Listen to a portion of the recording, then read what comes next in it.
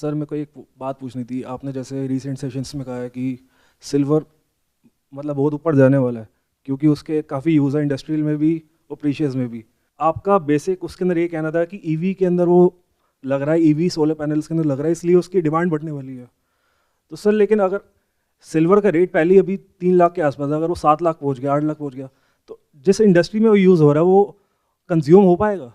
अगर ईवीज़ के अंदर 7 लाख रुपए का सिल्वर लगेगा तो गाड़ियों की कीमत ऊपर नहीं हो जाएगी?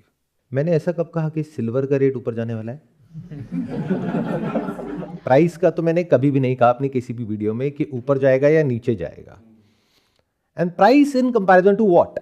When you talk about price, तो आप किसके कंपैरिजन में बोल रहे हो? यूएस डॉलर के कंपैरिजन में या इंडियन रुपीस के कंपैरिजन में या किसके कंपैरिजन में? Obviously in India you are talking in comparison to Indian rupees. And you think ये जो सिल्वर और गोल्ड है ये तो मेटल्स है, इसकी वैल्यू है किसमें? जो हमारे पास नोट है उसमें। It's a paradigm shift. जो मैं बोल रहा हूं और जिस तरीके से आप सोच रहे हो उसमें जमीन और आसमान का फर्क है, अगर आप ध्यान से समझ पाओगे तो। जैसे फॉर एग्जांपल आप में से किसी के पास में 500 रुपए का नोट है अभी जेब में, देना। तो ये वापस करना होगा मेरे को या मैं रख सकता हूं? रख लूं? अरे वाह, और किसी के पास भी है तो दे दो। तो आप जो सिल्वर की वैल्यू या गोल्ड की वैल्यू या जिसकी भी आप बात करते हो कि वो फ्यूचर में बढ़ेगा घटेगा, it's in comparison to what? In comparison to this which you call it as money. इसको समझे आज कि ये क्या है। इससे पहले जो आपने क्वेश्चन पूछा उसको मैं शॉर्ट में आंसर कर देता हूं। आपने कहा कि जब सिल्वर महंगा हो जाएगा, अगर मान के चलते महंगा हो गया तो, वैसे मैंने कभी नहीं कहा कि प्राइस बढ़ेगा घटेगा, अगर मान लेते हैं यहां से प्राइस बहुत ज्यादा बढ़ गया, तो आपका अजम्पशन ये है कि वो ईवीज में यूज होना कम हो जाएगा क्योंकि उसका प्राइस बढ़ गया है, उसकी डिमांड कम हो जाएगी। जबकि अगर आप ध्यान से देखोगे मेरी वीडियोस को तो मैंने क्या कहा है? डिमांड इज इनइलास्टिक, यानी कि डिमांड के ऊपर उस बढ़ते हुए प्राइस का इतना इंपैक्ट नहीं आने वाला है। उसके पीछे रीजन क्या है? ईवी के अंदर बहुत सारी ऐसी नई टेक्नोलॉजीज हैं, जैसे सैमसंग ने एक सॉलिड स्टेट बैटरी इन्वेंट करी है। क्या आप में से किसी को पता है उसके बारे में कि वो क्या होती है? जैसे अभी ईवी में सबसे बड़ी प्रॉब्लम क्या है? लिथियम की बैटरी है, उसमें क्या प्रॉब्लम है? चार्जिंग में बहुत ज्यादा टाइम लगता है और माइल्स इतनी ज्यादा नहीं मिलती है। अब ये जो नई बैटरी है सैमसंग की, और भी ऐसी कई कंपनीज हैं जो इस तरह की बैटरीज जिन्होंने इन्वेंट करी है और वो कुछ सालों में रोल आउट होने वाला है। उसमें क्या होगा? 9 मिनट में चार्ज हो जाएगी बैटरी और उसमें आप 800 से 900 किलोमीटर चला सकते हो। Plus it's going to be much safer than lithium battery. Lithium battery में प्रॉब्लम क्या होती है? उसमें आग लग सकती है, वो फट सकती है। तो it is going to be much safer, much easier to charge. मतलब it's going to be as convenient as going to a petrol pump और वहां से फिलअप करवाया 9 मिनट। उसमें कितनी दूर चलेगी? 800 किलोमीटर, 900 किलोमीटर। इसको बोलते हैं सॉलिड स्टेट बैटरी। फर्क क्या है? एक नॉर्मल अगर गाड़ी है, ईवी की बात ना करें, उसमें अगर सिल्वर लगता है 25 ग्राम, ईवी में लगता है मान लो 50 ग्राम, इसमें लगेगा 1 किलो। बट अगेन अगर हम कहेंगे कि ये होने वाला है, ये हो जाएगा, इसके बेस पे प्राइस बढ़ जाएगा, ये वो, that is again the problem is कि जैसे मैंने कहा, तो आपका दिमाग कैसे चलेगा? Because you always think out of greed और फियर। तभी आप देखोगे मार्केट में एक पागलपन चलता रहता है। अभी अगर कल परसों की बात करी जाए, आप देखोगे ये गोल्ड और सिल्वर ईटीएफ में क्या हालत हुई है, कितना बड़ा क्रैश आया है, और आज आप जाकर के देखो वापस से ऊपर है। तो आप लोगों का क्या होता है? जरा सी कहीं से कोई न्यूज आती है या कोई अफवाह आती है या कोई गॉसिप आती है या किसी ने बोल दिया कि अरे बजट में ऐसा कुछ होने वाला है, कोई श्योरिटी नहीं है, कहीं से उड़ती उड़ती कहीं से खबर आई, पागलों की तरह गए, इन्वेस्ट कर दिया, फिर एकदम से आई नहीं नहीं नहीं, नहीं ऐसा नहीं हो रहा, बेच दिया। So you all have a vision which is very very short lived. In fact you don't have any vision. Vision तो है ही नहीं। मतलब ऐसे देखो कि आप देख ही नहीं सकते। तो कहीं से भी कोई भी आया, राइट लेना, राइट चल पड़े, लेफ्ट लेना, लेफ्ट चल पड़े, रुक जाओ, रुक गए। जो जैसा कह रहा है बस उसको मानते चले जा रहे हो, अपना दिमाग नहीं लगा रहे। तो अब मैंने बोला ये सैमसंग की सॉलिड स्टेट बैटरी आने वाली है, तो there are people all over the world, जैसे आप इसके बारे में रिसर्च करोगे, वो क्या कहेंगे? सिल्वर का प्राइस बहुत ऊपर चला जाएगा because of this solid state battery, which is not the absolute truth, क्योंकि उसको रोल आउट होने में भी टाइम है। इन अदर वर्ड्स, कि जो अभी बैटरीज हैं वो जो मैन्युफैक्चर होती है उसका एक पूरा का पूरा एक प्रोसेस है, एक मैन्युफैक्चरिंग प्रोसेस है, एक टेक्नोलॉजी है। उस टेक्नोलॉजी को ओवरनाइट रिप्लेस नहीं किया जा सकता है। ओवरनाइट ऐसा नहीं होगा कि आज ही रातों रात एकदम से सारी बैटरीज चेंज हो जाएंगी।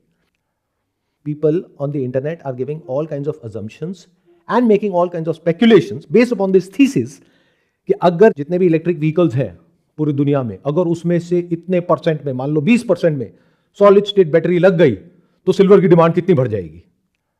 बट मैं कभी भी, अगर आप मेरे सेशंस को देखोगे, तो आई am not talking about all these things based upon any kind of speculation. I am talking on the basis of facts. ये नहीं कि ऐसा हो सकता है, क्योंकि हो सकता है वो हो सकता है ना भी हो. आपको दोनों साइड पता होनी चाहिए एक कहानी की, तब कहेंगे कि आपकी जो रिसर्च है वो फुल प्रूफ है. अगर एक साइड से रिसर्च कर रहे हो तो that research has a motive, that motive is greed, profit. तो आप आधा सच देख पाओगे, उसका आधा सच देख ही नहीं पाओगे. Make sense? यहां तक क्लियर हो रहा है? मेरे साथ साथ चल पा रहे हो? एक स्टेप आगे बढ़ते हैं. आप ये जो आपने मुझे गिफ्ट दिया है, इसको जरा ध्यान से समझते हैं. आप में से कितने लोगों ने इसको ध्यान से देखा है, पढ़ा है, इसके ऊपर क्या लिखा है? I promise to pay the bearer an amount of rupees this, rupees इतने रुपए का नोट होगा. यही लिखा है? हाँ, यही लिखा है. तो इसका मतलब ये क्या है? ये एक पेपर प्रॉमिस है. Do you understand the meaning of that? Money की डेफिनेशन जो एक्चुअल में थी और अब जो है, उसमें जमीन आसमान का फर्क है. मनी हिस्टोरिकली, अगर आप पीछे हजारों साल पीछे चले जाओ, तो मनी का मतलब क्या था? दो. एक था money was used, is still used for exchange of goods and services, medium of exchange. That is one. Second, it has to be a store of value. Is it a store of value? क्या आज से 20 साल पहले, 30 साल पहले, 50 साल पहले जो इसकी वैल्यू थी, आज भी उतनी ही है या कम हो गई है? तो what is it? It's a paper promise. Promise किसका? गवर्नमेंट का. डिमोनेटाइजेशन के टाइम पे क्या हुआ था? यही 500 का पुराना वाला नोट जो है उसकी वैल्यू 0 हो गई थी. क्यों? प्रॉमिस तो था तब भी. गवर्नमेंट ने उसको इलीगल कर दिया कि this will not be the currency in trend. अच्छा, कुछ टाइम तो दिया होगा ना, 1 साल बाद, 2 साल बाद, या कैसे हुआ था वो रात कैसे भूल सकते हैं? उसके बाद ये जो प्रॉमिस था, उस प्रॉमिस को पूरा करने के लिए आपको लाइन में खड़ा होना पड़ रहा है. वहां पर भी लिमिट्स हैं, रेस्ट्रिक्शंस हैं, फिर आपको पैसा निकालना पड़ रहा है. तो प्रैक्टिकली, एक्सपीरियंशियली आप सब लोगों को पता है कि एक प्रॉमिस है, लेकिन आपकी कंडीशनिंग कैसी है कि मनी है. दोनों में बड़ा फर्क है. यानी एक काउंटर पार्टी रिस्क है यहां पर. काउंटर पार्टी रिस्क का मतलब समझते हो? मतलब एक है आपने अपने आप को प्रॉमिस किया, एक है मैंने आपको प्रॉमिस किया.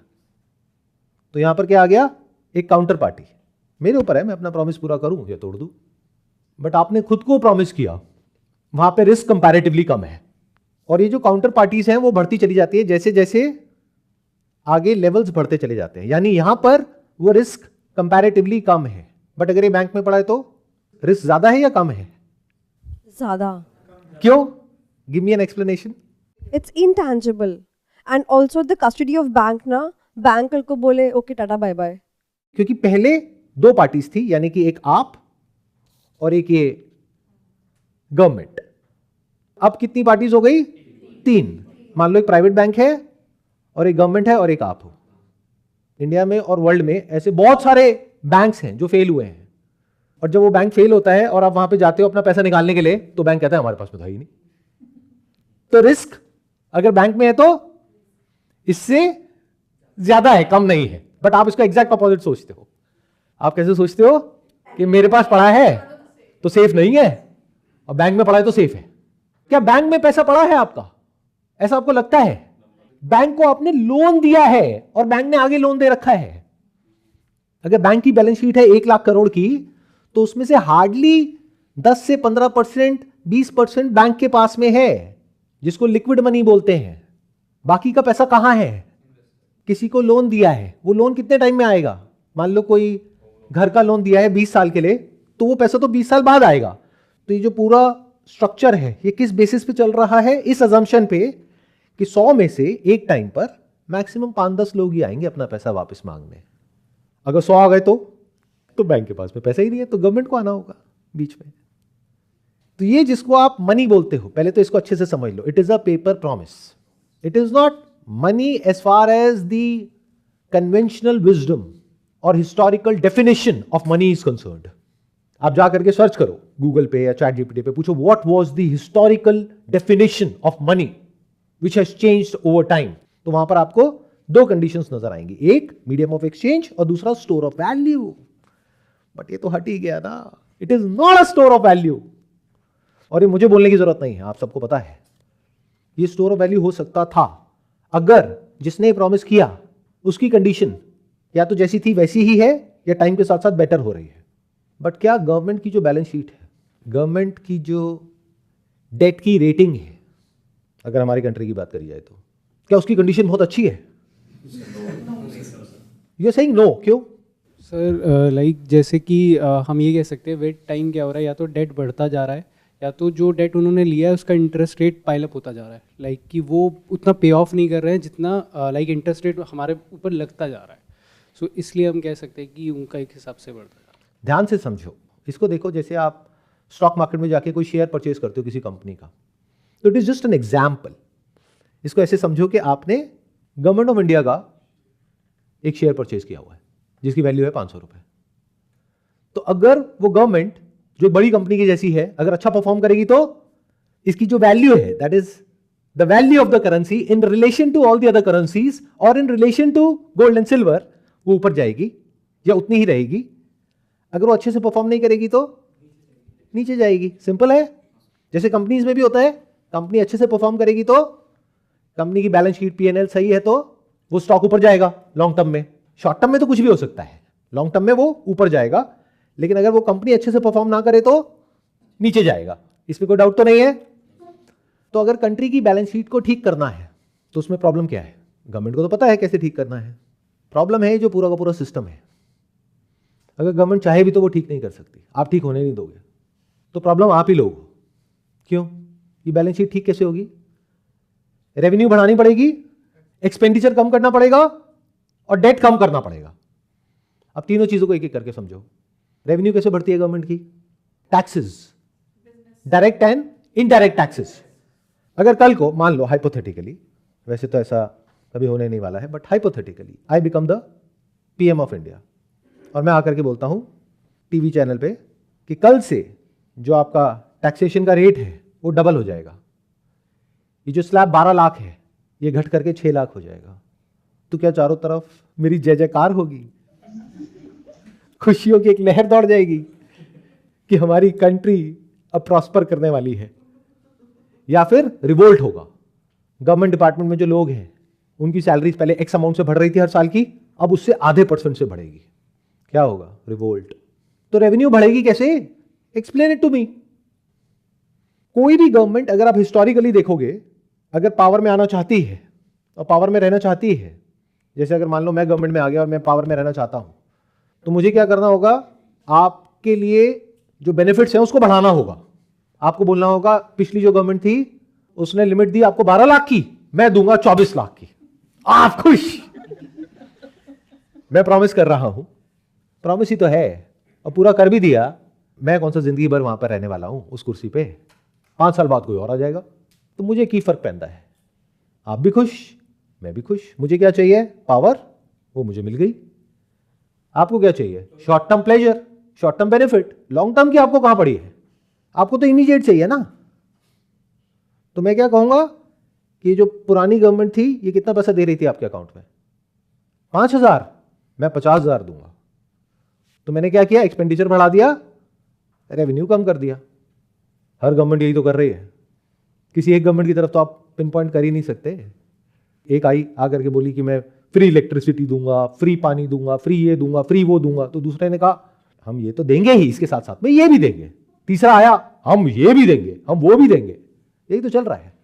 और ये कंडीशन सिर्फ इंडिया में नहीं है, पूरे वर्ल्ड में है। गवर्नमेंट ने एक बार पब्लिक को कुछ दे दिया, वापस नहीं ले सकती। लोग सड़कों पे उतर आएंगे, प्रोटेस्ट हो जाएगा। तो गवर्नमेंट आज जितना भी स्पेंड कर रही है उसको बढ़ाना ही पड़ेगा। वो बढ़ता ही जाएगा समय के साथ साथ में, मतलब बैलेंस शीट और खराब होती जाएगी। रेवेन्यूज जो बढ़ती है टैक्स के थ्रू, अगर बिजनेसेस पे बहुत ज्यादा टैक्स लगा दिए तो क्या होगा? बिजनेसेस कहेंगे कि हम यहां पे क्यों बिजनेस करें, हम किसी और कंट्री में ले जाएंगे अपने बिजनेस को उठा करके। या बिजनेस फेल हो जाएगा। तो बिजनेसेस पे बढ़ा नहीं सकते, आप लोगों पे टैक्स बढ़ा नहीं सकते, तो रेवेन्यू कैसे बढ़ेगी? तो क्या करना पड़ेगा? डेट लेना पड़ेगा, या ये जो नोट है ये और छापने पड़ेंगे। जितना नोट छापोगे या जितना डेट लोगे उतना ही करेंसी की वैल्यू और टूटती चली जाएगी। तो क्या ये प्रेडिक्ट करना बहुत मुश्किल है कि it is a medium of exchange but it is not a store of value? Going forward इसकी वैल्यू गिरनी ही है, उठ ही नहीं सकती किसी भी हालत में। तो सर इसका एग्जैक्ट सोल्यूशन अगर गवर्नमेंट के पास भी नहीं है, आम इंसान के पास भी नहीं है, तो इसका सोल्यूशन क्या है? मतलब डिक्रीज ही होते रहेंगी चीज़ें? देखो फिर गड़बड़ हो गई, आप लोग एकदम से सॉल्यूशन पे क्यों आ जाते हो? प्रॉब्लम को समझते नहीं हो, पहले ही सॉल्यूशन पे आ जाते हो। Why are you so eager to come to the solution? हो सकता है कोई ऐसी प्रॉब्लम हो जिसका सॉल्यूशन ही ना हो, ये सॉल्यूशन क्यों ढूंढते रहते हो? क्योंकि सॉल्यूशन क्या होगा? फॉर एग्जांपल देखो, मेरे लिए बड़ा आसान है सॉल्यूशन देना आप लोगों को। सॉल्यूशन क्या है? अगर मेरा वो मोटिव होता तो कि सारी गवर्नमेंट्स बेकार है, we need a total revolution, अब मुझे पावर में आना होगा, मुझे पार्टी बनानी होगी, आप लोगों को मेरी पार्टी में आना होगा। मिल गया सॉल्यूशन, आप लोग खुश। बट एक्चुअल में हो सकता है इस प्रॉब्लम का कोई सॉल्यूशन ही ना हो। जैसे मान लो कोई कैंसर है, वो लास्ट स्टेज पर है, अब आप पूछ रहे हो अब इसका सॉल्यूशन क्या है? अरे पहले समझ तो लो लास्ट स्टेज कैंसर होने का मतलब, उसको तो समझ लो, बाद में बात करेंगे सॉल्यूशन है या नहीं है। क्योंकि if you are eager to find out the solution, तो आपका माइंड कहां चला जाएगा? ऐसे लोगों की तरफ जो आपको सॉल्यूशन देंगे इस प्रॉब्लम का, और आप फिर फंस गए। रिसर्च आपकी बीच में ही छूट गई, रिसर्च में आप लोगों का इंटरेस्ट ही नहीं है। समझ रहे हो ट्रैप कि मैं किस तरीके से सोचता हूं और आप किस तरीके से सोचते हो? आई थिंक एब्सोल्युटली फियरलेसली, ये प्रॉब्लम सिर्फ आपके लिए नहीं है, मेरे लिए भी है। But if you ask me कि इसका क्या सॉल्यूशन है, मेरे पास में इसका कोई सॉल्यूशन नहीं है। पहले तो आप अपने पैसे वापस लो यार, नहीं तो मेरे ऊपर लांछन लग जाएगा जिंदगी भर के लिए। तो अभी हमने क्या समझा कि जो करेंसी है हमारी, उसकी वैल्यू आने वाले टाइम में नीचे जाने वाली है। Why? Because of the factors within our country. अब बात करते हैं ग्लोबल लेवल पे। अगर ग्लोबल लेवल पे हम कुछ एक्स्ट्रा ऑर्डिनरी कर जाएं तो हो सकता है करेंसी की वैल्यू ऊपर उठ जाए, अगर बाहर से कहीं से बहुत ज्यादा रेवेन्यूज आ जाए। तो क्या हम एक्सपोर्ट ज्यादा करते हैं, इंपोर्ट ज्यादा करते हैं? ये सबको पता है? तो वहां पे भी कांटा लग गया।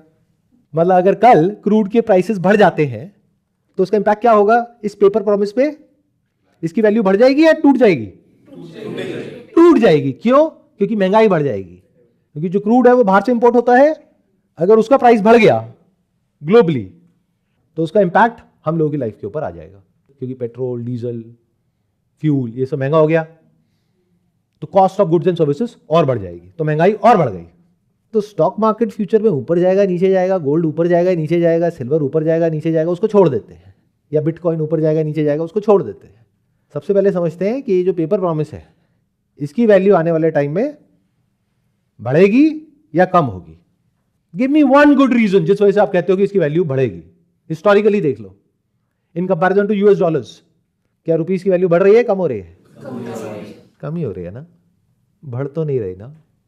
और ये तो बात हो गई दो फिएट करेंसीज के बीच में कंपैरिजन की।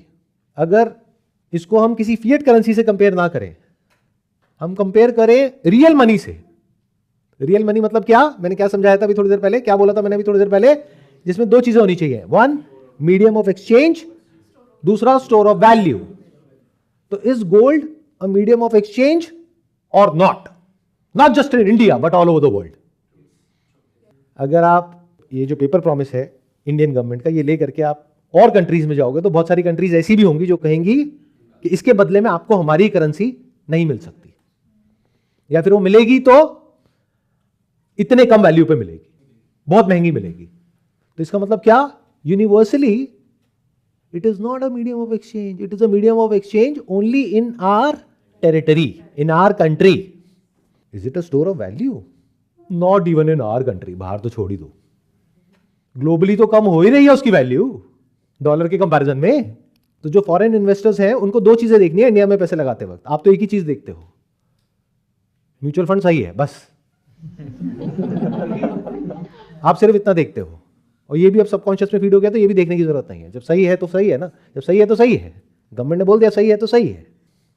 तो जो फॉरेन में इन्वेस्टर्स बैठे हैं उनको अगर इंडिया में पैसा लगाना है तो उन्हें दो चीजें देखनी पड़ेंगी। एक, जो करेंसी की वैल्यू डिप्रिशिएट होगी, अगर वो यहाँ ना पैसा लगाएं, डॉलर में लगाएं, तो अगर 10 साल पहले इंडियन करेंसी की वैल्यू थी डॉलर के कंपैरिजन में मान लो 45 रुपए, आज हो गई 90 रुपए, तो 10 साल तक अगर उन्होंने इंडिया में पैसा लगाया तो उनको एक तो रिटर्न्स यूएस मार्केट से बेटर चाहिए, प्लस ये भी पैसा रिकवर करना है। क्लियर? यूएस मार्केट में अगर वो पैसा लगाते और मान लो रिटर्न आती 15% की, और ये जो करेंसी की वैल्यू टूटी, ये मान लो है 5% पर एनम, तो उनको इंडिया में कम से कम 20% रिटर्न तो चाहिए ही चाहिए उसको मैच करने के लिए जितनी उनको यूएस में आ रही है। तो क्या gold universal medium of exchange है या नहीं है? तो इसमें कोई डाउट नहीं है। आपके पास में एक 100 ग्राम का प्योर गोल्ड का सिक्का है, आप पूरी दुनिया में कहीं भी जाओ, किसी भी ज्वेलर के पास में या किसी भी ऐसे इंसान के पास में जो बुलियन में डील करता है, उसको दो अपना और वहां की करेंसी ले लो, उसको एक्सचेंज कर सकते हो। It is a medium of exchange, और फिर वहां से गुड्स एंड सर्विसेज आप खरीद सकते हो। Number 2, is it a store of value और not? You are saying yes, why? because it is a limited resource. Limited तो बहुत तरह का कचरा भी है, तो लिमिटेड होना मतलब ये नहीं होता है कि वो स्टोर ऑफ वैल्यू है। स्टोर ऑफ वैल्यू मतलब क्या? जब करेंसी की वैल्यू इरोड होती है पूरी दुनिया में, और ये मत समझो सिर्फ रुपी की वैल्यू इरोड हो रही है, डॉलर की वैल्यू भी इरोड हो रही है। बस फर्क ये है रुपी की वैल्यू डॉलर की वैल्यू से भी ज्यादा इरोड हो रही है। इसलिए हमको देख करके ऐसा लगता है शायद डॉलर की वैल्यू इरोड नहीं हो रही। अगर देखना है डॉलर की वैल्यू कितनी इरोड हो रही है, तो ये देखो आज से 25 साल पहले, 30 साल पहले, 50 साल पहले $1 में कितना गोल्ड आता था और आज कितना आता है। तो एक्चुअल में बेंचमार्क क्या होना चाहिए? सबके सेंटर में क्या होना चाहिए? गोल्ड, क्योंकि पिछले हजारों सालों से था, आज भी है और कल भी रहने वाला है। इस चीज की क्या गारंटी है? गवर्नमेंट्स, जिनकी फिएट करेंसी का सबसे बड़ा दुश्मन कौन है? गोल्ड, और वही गोल्ड खरीद रही है। Because gold is honest money. Gold को आप प्रिंट नहीं कर सकते, छाप नहीं सकते। Gold is store of value. इसका प्रूफ क्या है? आज से अगर हम 25 साल पीछे चले जाए, अभी हम बैठे हैं जनवरी 2026 में, जनवरी 2000, इस सदी की शुरुआत, तब जो गोल्ड का प्राइस था वो था अप्रॉक्सीमेटली 4000 रुपए के आसपास। सेंसेक्स था 5500 के आसपास।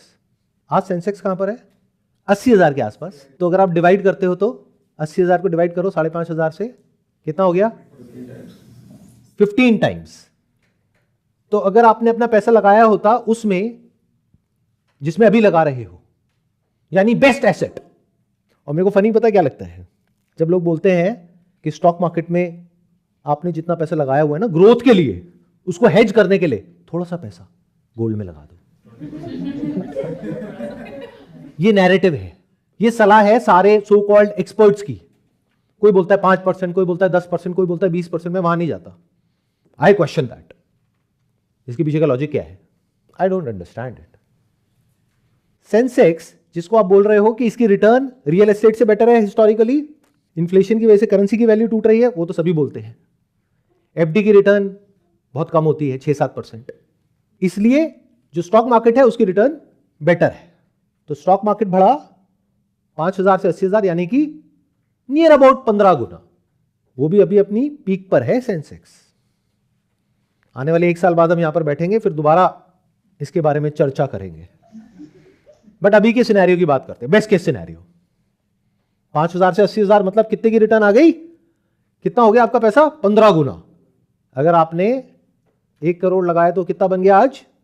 15 करोड़। Not bad. क्योंकि रियल एस्टेट को अगर आप देखोगे 2000 में जो वैल्यू थी नियर अबाउट, वैसे तो हर जगह पर अलग अलग है, it depends upon the location, but near about 1 crore का हो गया मान लो 8 करोड़, 10 करोड़, 12 करोड़। तो इस वजह से क्या कहते हैं, स्टॉक मार्केट से बढ़िया कुछ भी नहीं है, इसलिए म्यूचुअल फंड सही है। बट डेटा क्या कह रहा है? डेटा तो कुछ और ही कह रहा है। सन 2000 में गोल्ड की वैल्यू थी 4400 के आसपास, आज कितनी है? 10 ग्राम की। आज नियर अबाउट है 1,60,000।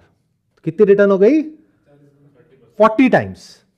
स्टॉक मार्केट, जिसको क्लेम किया जाता है the best performing asset at its peak, वो बात अलग है कि लोग बोल सकते हैं कि नहीं अभी तो 1 लाख जाएगा, 2 लाख जाएगा, 10 लाख जाएगा, वो तो ठीक है, अच्छी बात है, पर नीचे भी तो जा सकता है ना।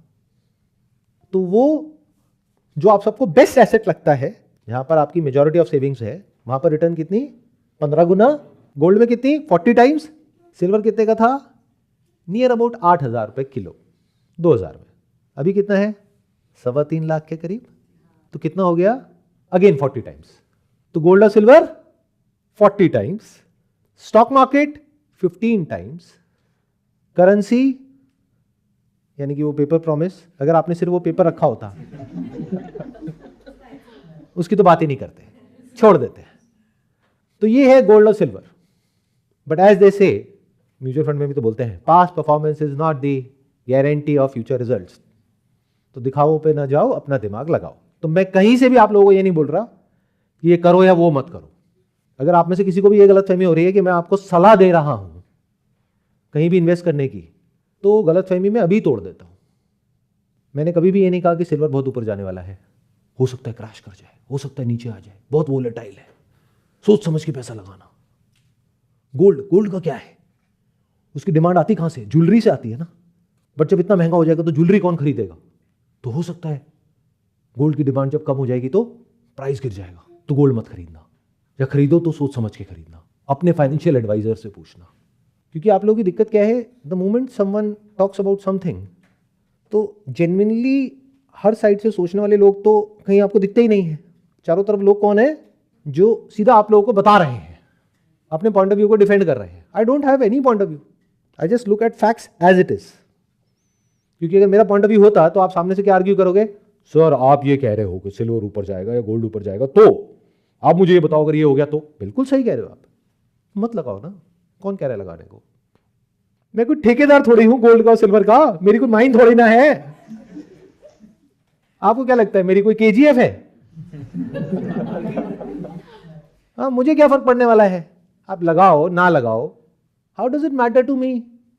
आप अपना सारा पैसा चाहे स्टॉक मार्केट में लगाओ, चाहे बैंक में रखो, चाहे करेंसी में रखो, चाहे प्रॉपर्टी में रखो, कहीं भी रखो, how does it matter to me? या तो मेरा कोई बेनिफिट होता, मैंने आपसे पैसे लिए होते तो मेरे पे ऑब्लिगेशन होता कि सर आप ये बोल रहे हो कंसल्टेंसी के, मैंने आपको 10,000 रुपये दिया, बताओ। क्यों बताऊं भाई? अपना दिमाग लगाओ। तो it is not a financial advice. मैं क्या कर रहा हूं? फैक्ट्स को उठा करके आपके सामने रख रहा हूं। अब लगाओ अपना दिमाग। ऊपर जाएगा को छोड़ देते हैं फॉर अ चेंज। आप लोग ना ये ऊपर जाएगा के चक्कर में ही फंस जाते हो। ये जितनी गेट रिच क्विक स्कीम्स होती हैं, इसमें क्यों फंसते हो? नीचे जाएगा के चक्कर में अभी लगा दो 50,000 रुपए, फिर देखो लाखों रुपए की बारिश हो जाएगी। मतलब ऊपर जाएगा, हर चीज ऊपर जाएगा। तो आज हम क्या बात करेंगे? नीचे जाएगा। क्या नीचे जाएगा? ये जो पेपर प्रॉमिस है, इसकी वैल्यू आने वाले टाइम में कम ही होएगी। पिछले 20, 30, 50 साल में कम हुई है, आगे भी कम ही होगी। ये प्रेडिक्ट करना बड़ा आसान है। कहां पर? सिर्फ हमारी कंट्री में नहीं, पूरी दुनिया में। इसको बोलते हैं fiat currency, which is D-linked from gold. मेरी पुरानी वीडियो में आपने देखा होगा जहां पे मैंने पूरा एक्सप्लेन किया था कैसे प्रेसिडेंट निक्सन ने आकर के ओवरनाइट डॉलर को गोल्ड से डीलिंक कर दिया। स्टेप बाय स्टेप कैसे डीलिंकिंग प्रोसेस हुई पूरी दुनिया में। तो फिएट करेंसी इसकी वैल्यू नीचे ही जाएगी। हर कंट्री में डेट बढ़ेगा, खर्चे बढ़ेंगे, कमाई कम होगी। तो इसका मतलब क्या हुआ कि जो फाइनेंशियल एक्सपर्ट्स कहते हैं उनसे मैं एग्री करता हूं इस पॉइंट पे कि अपना पैसा सेविंग्स अकाउंट में नहीं रखना चाहिए, क्योंकि वहां पे इंटरेस्ट है 2-3%। अपना पैसा एफडी में नहीं रखना चाहिए, क्योंकि वहां पे इंटरेस्ट बहुत कम है और उस पर टैक्स बहुत ज्यादा है। तो उससे बेटर क्या है? कुछ और सोचो। बट वो क्या कहेंगे? They are very sure about everything. वो क्या कहेंगे? अपना पैसा स्टॉक मार्केट में लगा दो, या यहां लगा दो, या वहां लगा दो। I am not very sure about all these things. क्यों? Why am I not so sure about the stock market of India? Unlike जो एक पॉपुलर नैरेटिव है, आप लोगों के तो दिमाग में ये बैठा हुआ है कि इंडिया की जीडीपी इतनी तेजी से ग्रो कर रही है, ये हो रहा है, वो हो रहा है, इंडिया मतलब पता नहीं क्या। But I am not very bullish on the stock market of India. Currency आपको समझ आ गई ना? अब हम बात कर रहे हैं स्टॉक मार्केट की, क्योंकि इसी में आज की डेट में आप लोग पैसा लगाते हो। किसके लिए? ग्रोथ के लिए। वॉट एवर दैट मीन्स कि आपका पैसा ग्रो करेगा। ग्रो करना है तो म्यूचुअल फंड्स में लगाओ, स्टॉक में लगाओ। Why am I not bullish about the stock market of India? Sir कह सकते हैं कि वो बहुत ओवर वैल्यूड है इस सेंस में, लाइक जो उनका एक्चुअल होना चाहिए, लाइक एक्चुअली जो उनकी वर्थ है उससे ज़्यादा ही वो वैल्यू शो कर रहे हैं, या उससे ज़्यादा ही वो वैल्यू डिमांड कर रहे हैं। तो अगर हमको समझना है कि जो इंडियन स्टॉक मार्केट है वो ओवर वैल्यूड है या अंडर वैल्यूड है, तो हमें क्या देखना होगा? हिस्टोरिकली उसकी जो वैल्यूएशंस रही है ओवरऑल मार्केट की, मान लो निफ्टी की, सेंसेक्स की, वो कितनी रही है, वो कितने प्राइस टू अर्निंग रेशियो पे ट्रेड करती है। मान लो अगर वो हिस्टोरिकली ट्रेड करती है 16 पे और आज है 20 पे, तो इसका मतलब वो ओवर वैल्यूड है। लेकिन कोविड के समय पे क्या हुआ था कि अगर हिस्टोरिकली ट्रेड करती है 16 पे, तो उस वक्त मान लो वो हो गई 10 पे, तो इसका मतलब अंडर वैल्यूड है। But this is about historical valuations. This is just one part of the story. जो एक्चुअल स्टोरी है उसके लिए आपको समझना पड़ेगा कंज्यूमर सेंटिमेंट क्या है इंडिया में, जिसके ऊपर कोई प्रॉपर सर्वे नहीं होता है हमारी कंट्री में। और आपको समझना होगा जो बिजनेसेस हैं, एंटरप्रेन्योर्स हैं, उनका सेंटिमेंट क्या है। ये दो चीजों को अगर आप अच्छे से समझ जाओगे तो आप समझ सकते हो कि फ्यूचर में क्या होने वाला है। क्योंकि अगर कंज्यूमर सेंटिमेंट बहुत ही ऑप्टिमिस्टिक होगा, सब लोग बहुत खुश होंगे, जो इंडियन कंज्यूमर है वो बहुत खुश होगा, तो वो ज्यादा स्पेंड करेगा। अगर वो अंदर से डरा हुआ होगा, उसके पास में कमाई नहीं होगी, वो ऑलरेडी ओवर लेवरेज्ड होगा, यानी डेट पे जी रहा होगा, तो इसका मतलब वो कम स्पेंड करेगा फ्यूचर में। इसका मतलब जो कंपनीज हैं, बिजनेसेस हैं, उनके गुड्स और सर्विसेज फ्यूचर में कम बिकेंगे। तो सबसे पहले देखो कंज्यूमर सेंटिमेंट को, कि जो कंज्यूमर सेंटिमेंट था आज से 5 साल पहले, 10 साल पहले, 20 साल पहले, क्या अभी भी वैसा ही है इंडिया में, या उसमें कुछ फर्क देख रहे हो? क्योंकि उसको आपसे ज्यादा अच्छे तरीके से और कोई नहीं जानता है, because you are the consumer. आप अपने आसपास में देखो, जहां पर आप जॉब कर रहे हो या बिजनेस कर रहे हो, अपने फ्रेंड सर्कल में, रिलेटिव्स में, क्या सब लोग बहुत खुश हैं? क्या सब लोगों के पास में बहुत पैसा आ रहा है? सर पैसा तो नहीं आ रहा लेकिन खर्चे हो रहे हैं। अगर हम अपने फादर की जनरेशन भी देखेंगे तो वो इतना नहीं खर्चते हैं जितना हमारी जनरेशन खर्चती है। लेकिन हमारी जनरेशन में क्या है, इनकम इतनी नहीं है लेकिन वो लोन पे लेके भी वो कर रहे हैं खर्चा। तो क्या ये अच्छी बात है? अगर उसके साथ साथ में कमाई भी बढ़ रही हो, फिर आप लोन पे लेके कर रहे हो, उसमें कोई दिक्कत नहीं है। बट अगर कमाई नहीं बढ़ रही है, लोन बढ़ रहा है, तो ये तो बहुत ही खतरनाक कॉम्बिनेशन हो गया। आपकी जो अपनी बैलेंस शीट है, जैसे मैंने बात करी थी ना, कंट्री की बैलेंस शीट, कंपनीज की बैलेंस शीट, आपकी खुद की बैलेंस शीट कैसी है? कभी देखा है? वो तो पता ही है आपको। सैलरी मिलती है 7-8 तारीख को, 10 तारीख को, 15-20 तारीख तक आते आते क्या हो जाता है? स्ट्रेस लेवल बढ़ता है ना। वो जो खुशी है वो शॉर्ट लिव्ड होती है, 2-4 दिन 5 दिन की होती है, उसके बाद में टेंशन शुरू हो जाती है। अब क्या करें, इसका मिनिमम अमाउंट ड्यू दिया, फिर वहाँ से उधर पैसा घुमाया, फिर ये किया वो किया, वहाँ से मांगा, यार 10 दिन के लिए दे दे, यार ये कर दे, यार वो कर दे। इससे आप आइडिया लगा सकते हो कि फ्यूचर में स्टॉक मार्केट ऊपर जाने वाला है, नीचे जाने वाला है। There is no rocket science about it. In other words, currency की वैल्यू ऊपर जाएगी नीचे जाएगी, किस पर डिपेंड करता है? नेशन की जो बैलेंस शीट है, कंट्री की जो बैलेंस शीट है। और स्टॉक मार्केट ऊपर जाएगा नीचे जाएगा, ये किस पर डिपेंड करता है? आप लोगों की जो बैलेंस शीट है, आप लोगों का जो पीएनएल है, कंज्यूमर्स का। आपकी भी तो अपनी एक बैलेंस शीट है या नहीं है? बनाते नहीं है वो बात अलग है, आपको पता नहीं है वो बात अलग है। एक तरफ है खर्चे, एक तरफ है कमाइयां, एक तरफ है कर्जा। देख लो अपनी बैलेंस शीट कैसी है, पता लग जाएगा। इसके ऊपर बहुत सारे सर्वेज हो रहे हैं, जिसमें से बहुत सारा डेटा पब्लिकली अवेलेबल है। तो देख लो कि वो बैलेंस शीट बेटर हो रही है या खराब हो रही है। इससे क्या कनेक्टेड है? Stock market. अब ये इंफॉर्मेशन पहले किसको मिलेगी? बिजनेसेस को। यानी कि ये जो कंपनीज के जो ओनर्स हैं, फाउंडर्स हैं, जो ऊपर टॉप पे लोग बैठे हैं, सीईओज हैं, उनको तो सब कुछ दिख ही रहा है ना। बट वो खुल के नहीं बोल सकते ना आप लोगों को, ना अपने एम्प्लॉइज को बोल सकते हैं, बट उन्हें तो पता है ना। तो जैसे उन्हें पता लगेगा तो उनका सेंटिमेंट भी खराब हो जाएगा। मतलब क्या? वो कम पैसा लगाएंगे, पैसा बाहर निकालने के बारे में सोचेंगे। ये भी सारी स्टैट्स और डेटा पब्लिकली अवेलेबल है, आप देख सकते हो कि जो प्राइवेट कंपनीज है वो इंडिया में क्या पैसा ज्यादा लगा रही है या कम लगा रही है, और उसके पीछे क्या रीजन है, उसको भी समझ सकते हो। तो इससे हमें क्या समझ आया कि जो स्टॉक मार्केट है, यानी कि जो बिजनेसेस हैं, listed businesses in India, that is connected to what? The consumer of India. क्योंकि हमारा जो एक्सपोर्ट है वो कम है, इंपोर्ट ज्यादा है। तो अगर गोइंग फॉरवर्ड कंजम्पशन बढ़ेगा आप लोगों का, जो कब बढ़ेगा? जब लॉन्ग टर्म में आपकी बैलेंस शीट अच्छी होगी। अगर खराब होगी तो शॉर्ट टर्म में तो बढ़ जाएगा कुछ महीनों तक, कुछ सालों तक, लेकिन वो कभी ना कभी जाकर के कोलैप्स करेगा ही करेगा। जब आपका जो सिबिल स्कोर है वो खराब हो जाएगा और आपको लोन मिलना बंद हो जाएगा, फिर क्या होगा? फिर ना यहां के रहोगे ना वहां के रहोगे। फिर वो कंपनीज ना यहां की रहेंगी ना वहां की रहेंगी। समझे कैसे सब कुछ जुड़ा हुआ है? फिर वो कंपनीज क्या करेंगी? अपने सर्वाइवल के लिए और लोगों को निकालेंगी। जितना लोगों को निकालेंगी उनकी बैलेंस शीट और खराब हो जाएगी। इन टर्न क्या होगा? उन कंपनीज की बैलेंस शीट और खराब हो जाएगी। कंपनीज की बैलेंस शीट खराब होगी, उतना ही कंट्री की बैलेंस शीट खराब हो जाएगी। समझ पा रहे हो इस पूरी साइकिल को? This is the reason because of which I'm not very bullish about the Indian stock market. अब मैं आप लोगों को सलाह नहीं दे रहा हूं कि इसको खरीदो बेचो, शॉर्ट टर्म की बात नहीं कर रहा हूं, मैं लॉन्ग टर्म की बात कर रहा हूं। आई एम नॉट वेरी बुलिश, क्योंकि जो आने वाली दुनिया है, एक है पुरानी दुनिया, द ओल्ड वर्ल्ड, एक है नई दुनिया।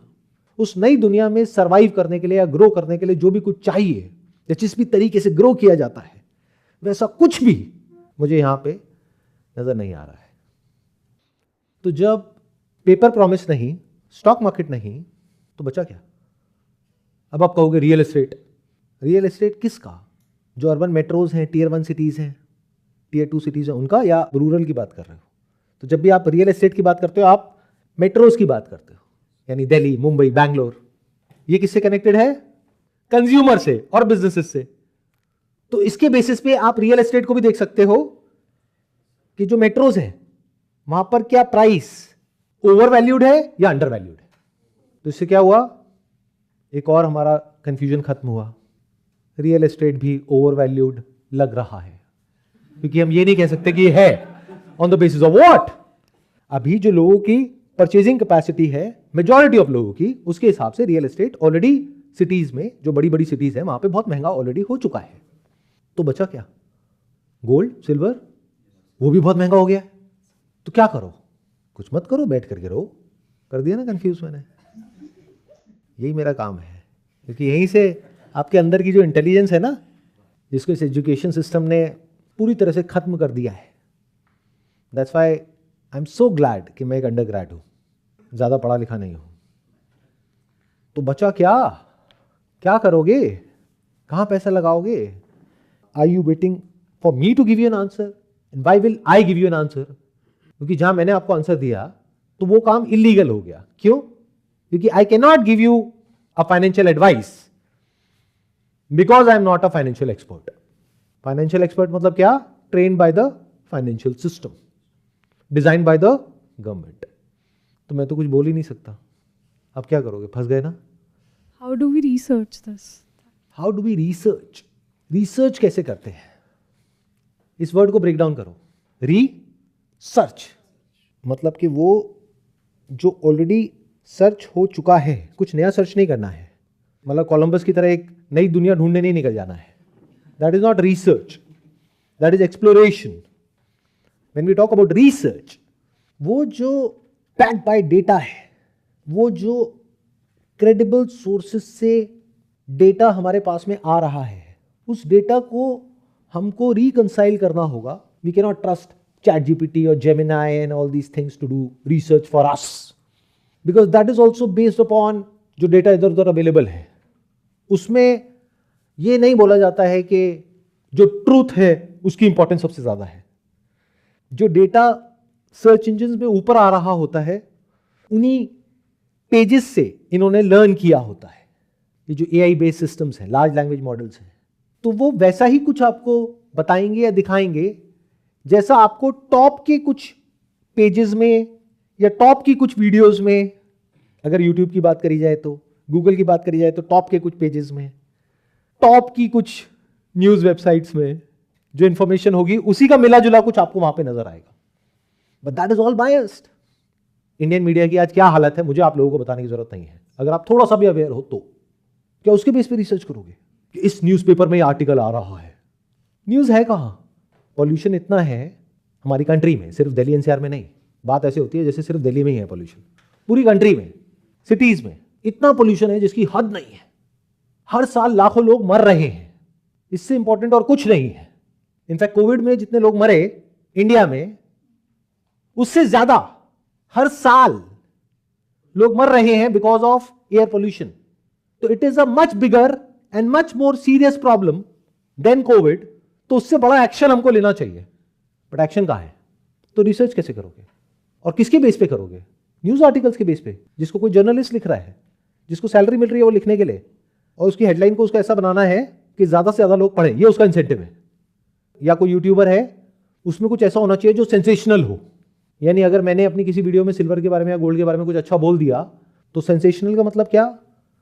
वो नहीं, जो मैं बोल रहा हूं उसी पॉइंट को वैलिडेट कर रहा है। सेंसेशनल मतलब क्या? सिल्वर में एक बहुत बड़ा क्रैश आने वाला है, कहीं आप बर्बाद तो नहीं होने वाले। ये सेंसेशनल है। तो रिसर्च करोगे कैसे? It's a big question. या इसको दूसरे तरीके से कहूं तो मैं रिसर्च कैसे करता हूं? How do I do research? तो जैसे ही सेशन आगे बढ़ा है, आपने अगर ध्यान से समझा हो तो मैंने क्या किया है, पॉइंट बाय पॉइंट पहले मैंने अपने माइंड को क्लियर करने के लिए कुछ दरवाजे, कुछ ऑप्शंस बंद करे हैं. ये सबसे इंपॉर्टेंट है. यानी अगर कोई साइंटिस्ट है, उसको कुछ डिस्कवर करना है, तो ये नहीं पता है कि इसका सोल्यूशन क्या है, बट ये पक्का पता है एक्सपेरिमेंट करने के बाद में ये तो नहीं है. तो जब अच्छे से समझ आ जाता है कि ये तो नहीं है, तो वहां पे कंफ्यूजन की गुंजाइश नहीं है. फिर आपका माइंड 10 जगह नहीं भागता है. नहीं तो क्या होगा, मेरी बात सुन ली, माइंड इधर भागने लग गया, किसी और की सुन ली, वहां पे प्रॉपर्टी के रेट बढ़ने वाले, बहुत बढ़िया है जी, ये नया लॉन्च आ रहा है, अरे वाह वाह वाह, चांदी तेज होने वाली है, अच्छा गोल्ड तो बहुत महंगा हो गया है, अभी जब करेक्शन आएगा तब देखेंगे. स्टॉक मार्केट बढ़िया है, स्टॉक मार्केट में भी ये वाला म्यूचुअल फंड देखो कितना बढ़िया परफॉर्म किया पिछले 10-20 साल में. बस यही सब तो है.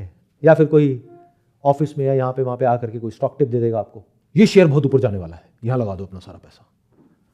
तो माइंड कहां पर भाग रहा है आप लोगों का? 10 जगह, 20 जगह, 100 जगह, 1000 जगह. जहां जिसने जो बोल दिया वहीं भाग पड़े. मैं कैसे चलता हूं? स्टेप बाय स्टेप, बड़े आराम आराम से. कोई जल्दी नहीं है, कोई मोटिव नहीं है उसके पीछे, रिसर्च के पीछे कि मेरा फायदा होगा, नुकसान होगा, मुझे कोई सोल्यूशन मिलेगा. अरे बहुत सारी ऐसी प्रॉब्लम्स है इस दुनिया में जिसका कोई सोल्यूशन है ही नहीं. ये समझ लेना ही सोल्यूशन है. जैसे डेथ का क्या सोल्यूशन है बताओ, बट ये समझ लेना कि डेथ का कोई सोल्यूशन नहीं है, यही सोल्यूशन है. बट आपको उसका भी सोल्यूशन चाहिए. जैसे डेथ के बाद क्या होता है? मैं मरा हुआ लग रहा हूं आपको जो मेरे से ऐसे सवाल पूछ रहे हैं. तो रिसर्च कैसे करें? You have to dig very deep and you need to have that kind of an inclination that I need to know the truth based upon facts from credible sources.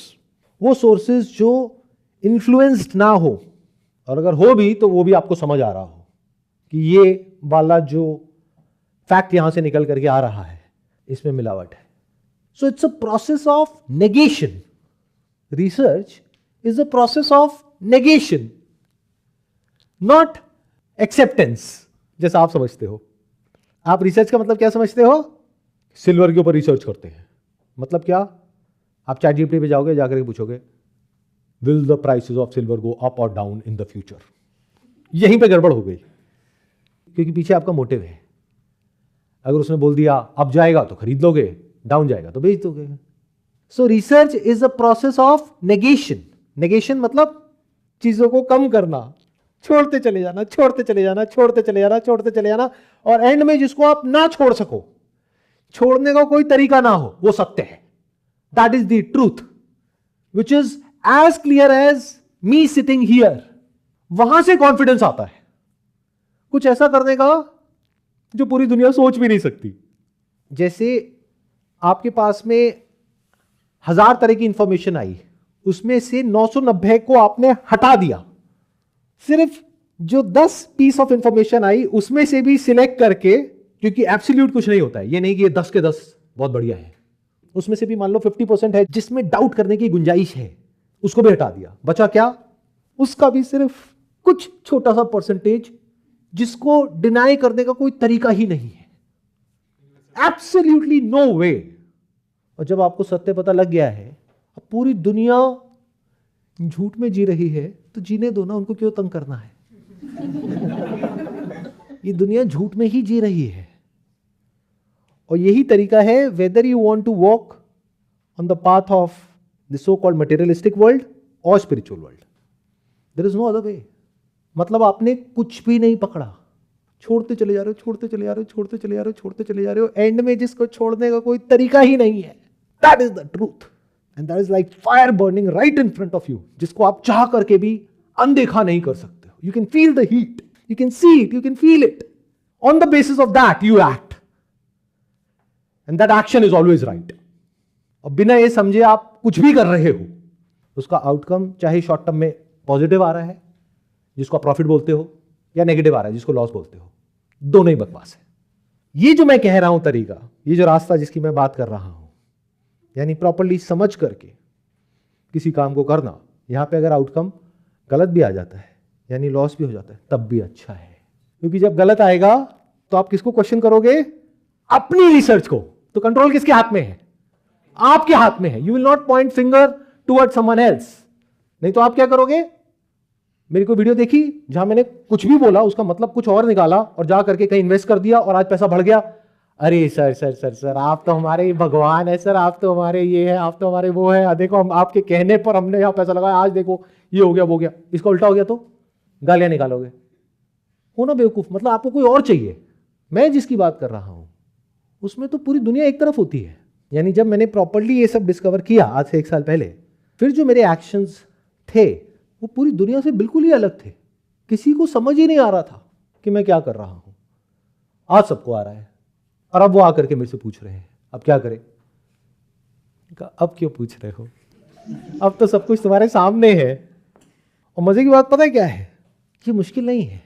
मुश्किल तो वो है जिस तरीके से आप लोग जीते हो. ये तो इतना आसान है जिसकी कोई हद ही नहीं है. इट्स एज इफ ये पानी सामने है, ये सत्य है. अब आप कहोगे सर जब इतना आसान है तो किसी को दिख क्यों नहीं रहा? क्योंकि सब अपने अपने ख्यालों में खोए पड़े हैं. It is so simple, it is so easy, it is so obvious. सब सामने ही होता है बट हम देख नहीं पाते. क्यों? Because of our own biases, because of our own preconceive notions, because of our greed, fear. I have a question कि अगर हमें ये पता चल गया कि हमें क्या नहीं करना है, पर हमें ये नहीं पता पड़ पा रहा कि क्या करना है, तो जो उसके बीच का टाइम है तब तक हम क्या करें? लाइफ में ये इंपॉर्टेंट नहीं है कि हमें क्या करना है. लाइफ में ये इंपॉर्टेंट है कि हमें क्या नहीं करना है. जब वो समझ आ जाता है ना, तो जो होना होता है वो अपने आप हो जाता है. वहां पे कुछ करने की जरूरत ही नहीं होती. इट्स एज इफ कि आपको ये समझ आ गया कि ये आग है, इसमें जाओगे तो जल जाओगे, मर जाओगे. तो क्या समझ आया? आग में नहीं जाना है. तो क्या हुआ? पूरी दुनिया अगर आग में कूद रही है तो आप नहीं गए. तो देखने में लग रहा है this is an action, but this is the right action. आया समझ में मैंने क्या बोला है? But you are so eager to do something, क्योंकि पूरी दुनिया पागल है. सब कुछ ना कुछ करने में लगे हुए हैं. तो आपके भी दिमाग में क्या कीड़ा है? मुझे भी कुछ करना पड़ेगा. हो सकता है कुछ ना करना ही आंसर हो, ना करना ही सॉल्यूशन हो. बट ये बात आपको समझ ही नहीं आएगी. क्यों? क्योंकि बचपन से आज तक आप लोगों के दिमाग में क्या भरा हुआ है? कुछ करके ही कुछ होता है. क्या हो अगर मैं कहूं लाइफ में अगर कुछ छोटा मोटा करना है तो कुछ करके होता है, और अगर कुछ बहुत बड़ा करना है तो बिना कुछ करे होता है. बिना कुछ करे होता है. क्योंकि अगर वहां पर कुछ भी किया तो काम खराब हो जाएगा. इनफैक्ट कुछ ना करना सबसे बड़ी क्वालिटी है लाइफ में. जब आपको समझ आ गया है कि ये करना है और ये नहीं करना है, तो उस वक्त समझ आने के बाद में कुछ नहीं करना होता है, आराम से बैठना होता है. पेशेंस. कितना पेशेंस? Infinite patience. पूरी दुनिया में तहस नहस हो रहा है, दुनिया क्या कह रही है, यहां क्या हो रहा है, वहां क्या हो रहा है, हाउ डज इट मैटर? कुछ नहीं, मतलब कुछ नहीं. अगर मैं इसको उससे रिलेट करूं जो अभी आज हमारा जो डिस्कशन हुआ है पूरा का पूरा, मतलब अगर समझ आ गया फिएट करेंसी नहीं, तो सिर्फ ये नहीं समझ आया यहां की फिएट करेंसी नहीं, ये समझ आ गया किसी भी कंट्री की फिएट करेंसी नहीं. तो अब इसमें क्या करना है? कुछ नहीं करना है. फिएट करेंसीज के ऊपर इतना फोकस नहीं करना है. ये समझ आ गया कि स्टॉक मार्केट पिछले 10, 20, 30 सालों में तो बहुत सही था अगर इंडिया की बात करी जाए, बट फ्यूचर सही नहीं लग रहा है because of multiple factors. 1000 reasons हैं जो अगर मैं आप लोगों को एक्सप्लेन करने लग जाऊं तो ये सेशन अगर 10 दिन तक भी चलता रहा तो टाइम कम पड़ जाएगा. ये भी समझ आ गया. रियल एस्टेट, ये सो कॉल्ड बड़ी बड़ी सिटीज़ में समझ आ गया कि ओवर इन्फ्लेटेड है प्राइस. तो ये भी समझ आ गया यहाँ भी नहीं लगाना पैसा. तो बचा क्या? गोल्ड और सिल्वर. ये समझ नहीं आया तो इसको समझ लो ना. जब समझ आ गया तो मान लो समझ आ गया और गोल्ड ले लिया. अब गोल्ड यहां से अभी जो 1,60,000 का है वो 80,000 का हो गया. तो क्या करोगे? अगर समझ आ गया है तो बेच दोगे, रोने लग जाओगे, सड़क पे आ जाओगे, मैं लूट गया, मैं बर्बाद हो गया. और अगर वो 1,60,000 का बढ़ करके मान लो 3 लाख हो जाए, 4 लाख हो जाए, 5 लाख हो जाए, 10 लाख हो जाए, तो क्या करोगे? कुछ नहीं करोगे. अंकल आंटीज, इसको बोलते हैं कुछ ना करना. जब तक इससे बेटर कोई ऑप्शन नहीं मिलता है तब तक कुछ नहीं करेंगे. मिल गया तो फिर भी कुछ करना नहीं है, फिर जो होना है वो अपने आप हो जाएगा. तो सारा खेल किसका है यहां पर? समझ का है. जब समझ आ गया तो कुछ नहीं करना है, जो होना होता है वो अपने आप होता रहता है.